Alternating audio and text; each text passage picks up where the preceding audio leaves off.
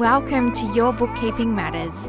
I'm your host, Lisa Turner, a registered BAS agent and professional bookkeeper, bringing you short, snackable bookkeeping and business matters each week to make managing your business finances easier, so business owners like you can know your numbers, feel confident, and stay on track to reach your goals.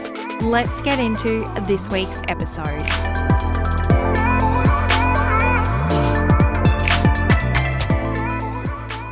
Welcome to a fresh episode of Your Bookkeeping Matters. I've made a little change to the show. We've moved to fortnightly episodes for this episode and the last few, and this is part of a bigger shift this year where I'm focusing on my word of the year, harmony.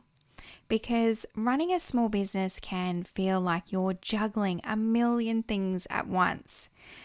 I've got a fun statistic for you. Did you know 64% of Australian small business owners say running their business causes them stress, and 63% feel like it takes away time from their family and friends?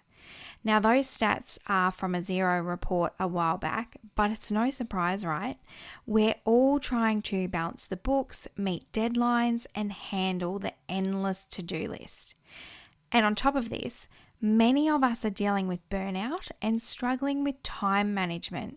There never seems to be enough hours in the day. Which brings me to today's topic, smarter systems for harmony in work and life.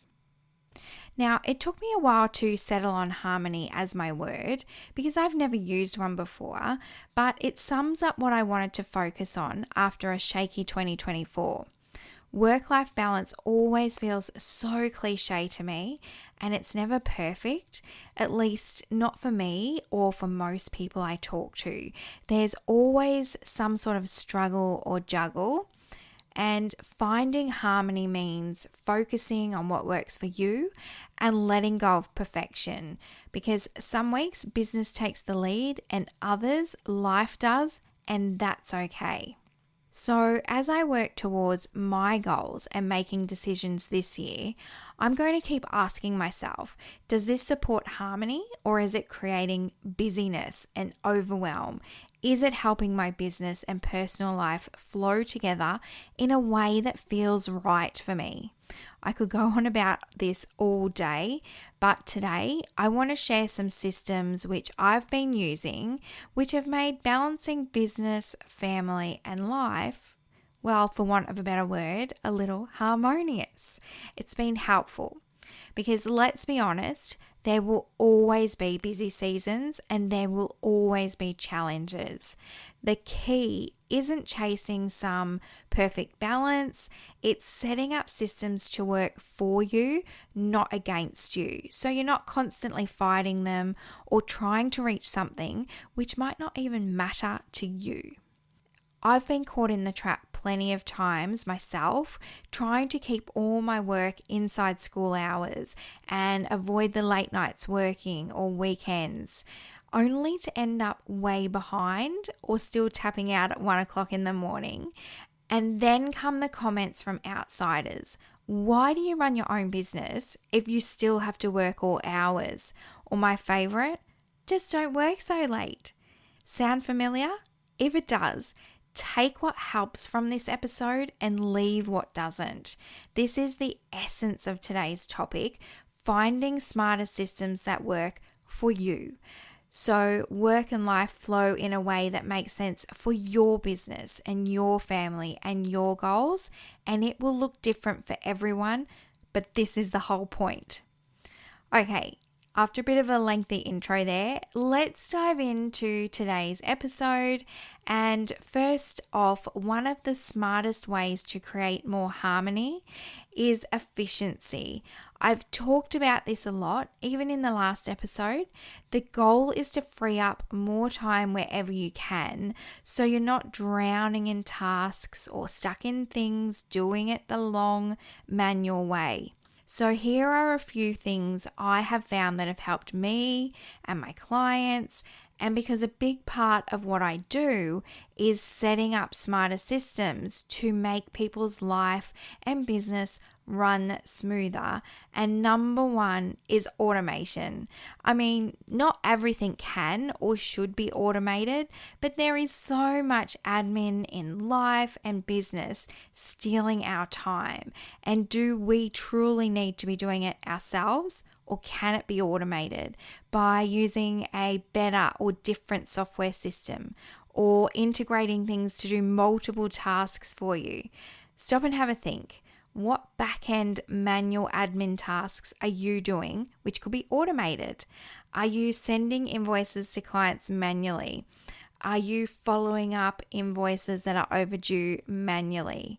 Can you use online payment systems to take both payments and receipt them for you, taking away that manual step and extra steps for your clients?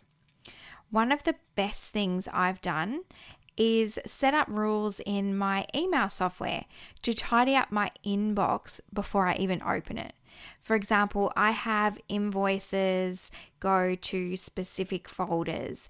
I have emails from clients going to another folder and my newsletters to another. I personally use this folder system where my admin team can jump in, sort through emails, and prioritize what needs my attention.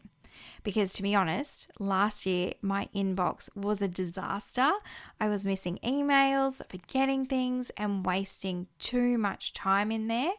Now I've got the folders like the urgent, teams, clients, to pay now, do later. And you might think this sounds a little bit clunky, and that's fine, but this system works for me and it might not be for you. But there are also plenty of email tools like Boomerang and Spark, just to name two, that you can use to schedule emails, set follow-up reminders, organize your inbox for you, and help with team collaboration. Those kind of tools make it easy to keep your inbox organized without getting lost in the clutter and doing it manually yourself. I personally haven't used those tools though. I stick with my folder setup for my main email, and I also have a secondary email for client related work which goes through a triage system. The team can see and action my emails because they're automatically added to a client and workflow timeline, and then if I'm not needed, I don't even see the email. So have a think. What can you automate in your personal life or your business to save some time and create efficiencies? Another one I love is Zapier. I don't know if you've heard of this, but it is a software tool which acts like a middleman. It grabs information from one place and puts it where it needs to go or triggers actions in another system. I've been using Zapier for ages for lots of tasks. One example is when a new client joins us, I've set up a Zap, which is an automation workflow. It does a bunch of things automatically. It creates a channel in our team's chat. It sets up a folder structure in our OneDrive, sends a little alert to the team, tags them as a client in my email software, and loads of other tasks. All things that would take a person a good chunk of time, but honestly, they add no real value for me and my business if done manually. So it's a great one to automate that kind of stuff. So that's why automation is my number one system that I look to for better harmony in my business and my personal life. Find your automation tools, lean on them, get some time back, and do things more efficiently. If you have to pay for software to give you some time back to do something else you value or want more of, if you can, jump in. Don't be afraid of using automation to help you get back to other things you want to do. But if there's a personal element you want to keep there instead of automating it because you love doing the thing or you think it would make a client experience worse by automating, don't do it. You need to lean into automations and systems that work for you. So I'm giving you permission to keep doing things you love, even if it can be automated. Keep some joy And on the flip side, you have permission to automate something even if no one else does. Now, let's talk about the next system you can implement. Number 2, scheduling and time blocking. I've put these two together on my list because they go hand in hand. I've always scheduled and batched my podcast recording.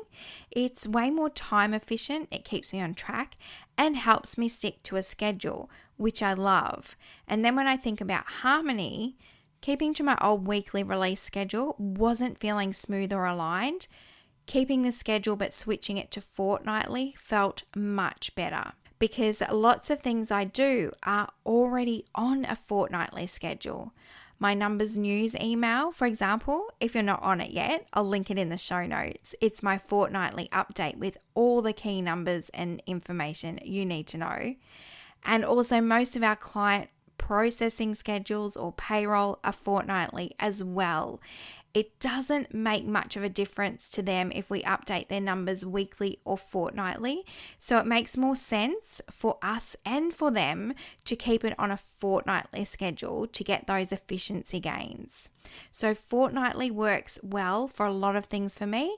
And so changing the podcast to fortnightly felt really smooth. It was actually, like I said, a light bulb moment when I was chatting with my very dear friend Tracy. I was telling her how I was struggling with the weekly podcast schedule, and she said something that totally clicked. Fortnightly things can be much smoother. And she was right. I needed to go with what fits with my other goals and my other activities. And now on the fortnightly schedule, it runs much smoother, giving me space in other areas. Time blocking is a little different from scheduling, but the idea is the same. You block out time in your calendar to do something, and chances are it actually gets done because you've set aside a pocket of time. And if you don't block the time, it's easy to let other things get in the way. Time blocking has been a huge win for me when it comes to creating harmony and staying on top of things. So how can this work for you? If bookkeeping's not your favorite thing, time block half an hour every Friday to get it done. If emails tend to pile up, block 30 minutes at the start of each day to go through them. You'll move faster and more efficiently knowing you have a time limit, or maybe there's something personal you've been putting off, like a monthly acupuncture session. Put it in your diary. Time block 30 minutes each week for yourself. Whatever it is, keeping you grounded. But by setting this time aside, you've automatically created a system or a habit or a schedule or time blocking, helping bring more harmony into your life. So what's one thing you can time block today after you finish listening to this and start using this system? Pick it, set it up, and make it work for you. Now I've got 2 last systems to quickly touch on. Because they're huge topics, I still wanted to include them, but they're part of what I do and I'm leaning more into in 2025. Number 3 is outsourcing the right tasks. Take bookkeeping as an example, of course. If you're stressing over it and spending hours each week or month, that is not the best use of your time. So for me, personally, I'm terrible at social media and I'm quite transparent around this. It was one of the first things I outsourced so I could free up time for my business and my family. Trying to keep up with posting and all the things was taking up too much time and I don't enjoy it. But if social media is your thing and it doesn't take time away from the core tasks you love or growing your business, then keep doing it. Your smart system might be doing social media, but outsourcing your email marketing. Outsourcing is not a sign of failure or being a bad business owner. It's a sign of growth. It means you're doing well and need help to do more of what you're already great at. The goal is to spend less time on tasks you don't enjoy so you can focus on what lights you up and your area of expertise and grows your business. And this is where the harmony comes in. And last, number 4, this one is always a work in progress for me, setting clear boundaries. It is an absolute must for getting your harmony mix of business, family, and everything in between. Touching on those late night emails, I'm not saying you have to stop working at 5 o'clock every day, unless it works for you, of course.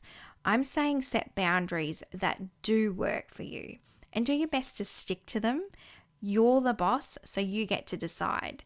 If late nights are when you have the time and you're most productive, go for it. But having clear boundaries protects the other areas of your life. It also makes communications easier. If clients or customers know you don't work on Fridays, they won't expect a reply. I have also tried something that I haven't been particularly successful with, but it might work for you. It's deleting all the work apps from my phone. They tend to sneak back on, and I'm trying to work on it more this year because I know I feel better when I set boundaries and I'm not using those work apps on my phone. I'm also saying no more often. Something I found worked really well last year when I needed more personal time so I didn't hit the wall. So keeping that on my smarter systems list, a simple no is often the perfect answer to a lot of things. So, they're all my thoughts on how smarter systems work, and it's not for balance, it's for harmony. They're not only about saving time, but can often give you headspace you need to think and plan and enjoy your business because you've found a bit of harmony in a way that works for you. Those 4 things are: 1, small things like automation. Go and write a list now of what you can automate for some big efficiency gains. Number 2, use scheduling and time blocking. What can you time block in your calendar to get things done quickly and not procrastinate or miss doing? What can you schedule so it happens on a regular basis? Number 3, outsourcing and making sure it's the right tasks to outsource. Don't outsource what everyone else is. And remember the good old phrase, just because you can do something doesn't mean you should. And number 4, boundaries that work for and suit you. Map out some time boundaries and set up some autoresponders on your email so people know when to expect an answer from you and when not to. Those are some of the systems I've been using to bring more harmony into my work and my life. And now when something new pops up, I ask myself, does this add to my harmony or take away from it? And can I use a system to make it easier? If this episode gave you something to think about, I'd love to hear from you. Send me a DM on Instagram. Accounted for You is my handle, and let me know what changes you're making. And if you found this helpful, I'd love a quick review, which helps others find the show. Thanks for tuning in, and I'll catch you in a couple of weeks.